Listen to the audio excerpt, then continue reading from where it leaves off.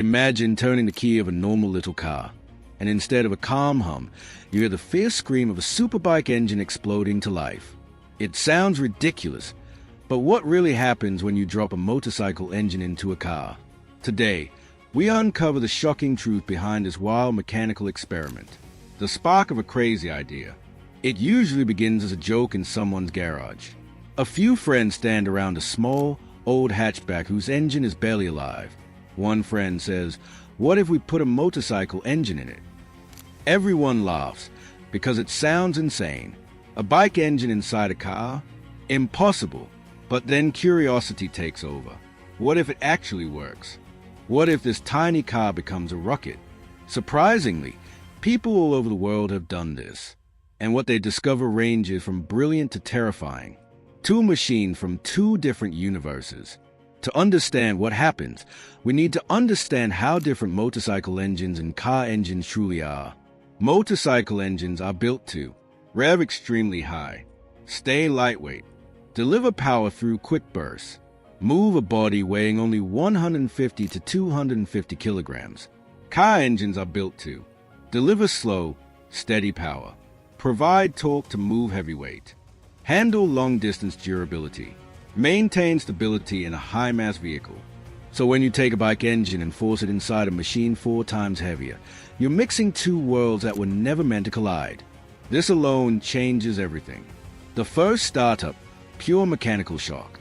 When the motorcycle engine finally sits under the car's hood and the key is turned, the reaction is unforgettable. There's no smooth, soft start like a normal car.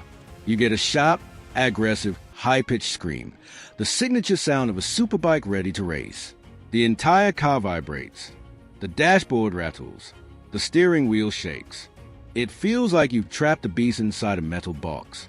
In that moment, you know this car is no longer normal. A power-to-weight ratio that feels unreal. Here's where things get shockingly fun. Motorcycle engines are powerful for their size. In a small car, this creates a power-to-weight ratio that feels explosive. Even a 1,000 cubic centimeters superbike engine can make a tiny car launch forward like a bullet. It doesn't feel like a regular car anymore. It feels like a street-legal Formula kart. Drivers describe the acceleration as instant, violent, addictive, almost too fast for the brain to process. But quick acceleration is only half the story. RPM redlines, where the drama begins. Motorcycle engines are made to scream. Some rev up to 12,000, 14,000, even 15,000 revolutions per minute. Cars?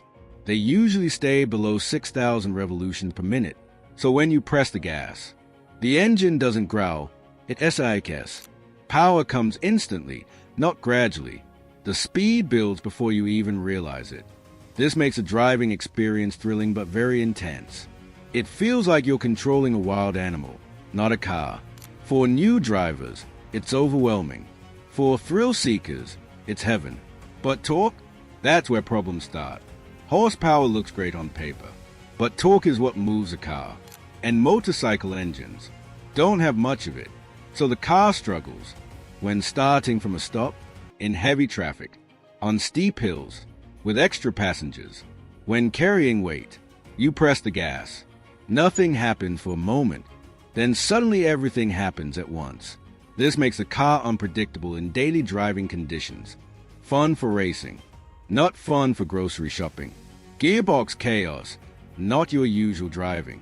Most bike engines use a sequential gearbox, not a typical car transmission. That means you shift up and down like a motorcycle. The gears are extremely close together. You have to shift constantly. High RPM means you're always busy controlling the car. It's not relaxed driving. It's like you're racing all the time, even when you're just trying to drive home. For many, this is exciting. For some, it becomes exhausting. The weight battle, a fight the bike engine didn't ask for. A motorcycle weighs 150 to 250 kilograms. Even the smallest car usually weighs 700 to 1,200 kilograms. This extra weight puts stress on the motorcycle engine. It overheats faster. The clutch wears out quickly. Power output drops under heavy load. Internal parts suffer strain. Bike engines were made for freedom and speed. not for dragging a heavy metal box through traffic. Over time, the engine begins to show signs of fatigue. Handling, suddenly the car behaves like a nervous animal. Because bike engines are very light, the car's weight distribution changes. This causes a lighter front end, more sensitive steering, twitchy handling, unstable high-speed behavior. The car becomes extremely responsive, almost too responsive. At high speeds, even a small movement of the steering wheel can feel dangerous. Drivers often report oversteer, sudden jerks, difficulty stabilizing during turns. On a track, this can be exciting. On the road, it can be terrifying. On the track, a whole different story. This is where the motorcycle engine swap becomes legendary. Track cars like Ariel Atom, Caterham 7, various kit cars often use superbike engines. Why? Because the high RPM is a weapon. The lightweight engine improves cornering. The sequential gearbox is perfect for racing. The throttle response is sharper. The car becomes incredibly agile. On a closed circuit, with proper tires and suspension, a bike engine car becomes a corner-hunting monster. This is the environment where the swap shines. But reliability, that's where the smile fades. Motorcycle engines are delicate. Inside a car, they face challenges they were never designed for. Common issues include overheating, blown head gaskets, clutch burnout, gearbox failure, cooling system strain, oil starvation, general wear and tear. These cars require constant tuning, frequent servicing, high maintenance costs. It becomes more of a hobby project than a practical daily vehicle. Fuel efficiency drops even though the engine is small. Many builders think a motorcycle engine will save fuel. But actually, the engine must work much harder to move the heavy car. So fuel consumption becomes higher, less efficient, unpredictable. Some bike engine cars drink more fuel than normal cars. Law, licensing, and safety. Problems people don't expect. Putting a motorcycle engine in a car can create legal challenges. Possible issues: registration failure, insurance refusal, road safety test failure, noise violations, emissions problems. Some countries simply do not allow it. Others allow it under strict inspection. Ignoring these rules can make the car illegal to drive on public roads. Why people still do it? Despite all the problems, many enthusiasts still take on the challenge. Why? Because it's unique. It's cheaper than a sports car. It creates insane acceleration. It attracts attention everywhere. It's a builder's dream project. It feels like controlling a real-life race machine. It may not be practical, but it's unforgettable. Final verdict: the beauty and madness of the swap.